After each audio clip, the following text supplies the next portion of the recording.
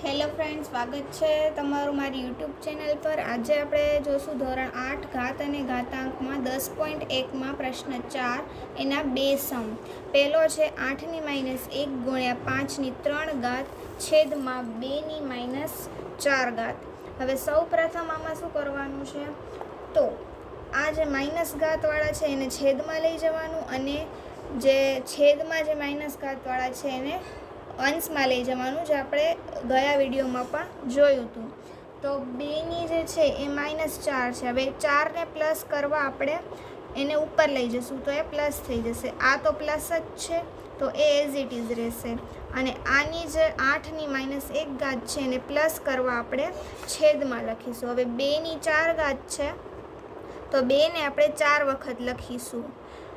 હવે 5ની 3 ઘાત છે તો 5ને આપણે 3 વાર લખીશું છેદમાં 8।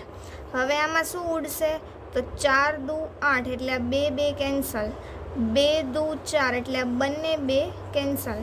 હવે 2 ના 2 એઝ ઇટ ઇઝ ગુણ્યા 5 ગુણ્યા 5 ગુણ્યા 5। હવે 25 25 25 50 125 ગુણ્યા 2 એટલે આન્સર શું આવશે, 250। હવે સેકન્ડ સમ જોઈએ, 5ની -1 ગુણ્યા 2ની -1 ગુણ્યા 6ની -1 ઘાત। હવે આપણે નિયમ ખબર જ છે કે કોઈની પણ માઇનસ ઘાત હોય એને પ્લસ કરવા આપણે છેદમાં લખીએ છીએ। તો આમાં પણ 5ની ઘાતને પ્લસ કરવા માટે એને છેદમાં લખશું ગુણ્યા 1ની 2 ઘાત, કાઉન્સ પૂરો, પછી ગુણાકારની નિશાની અને 1/6।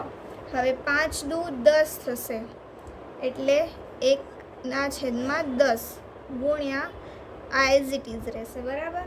હવે આ બેનો ગુણાકાર 1 ગુણ્યા 1 એટલે 1 ને 10 ગુણ્યા 6 એટલે 60।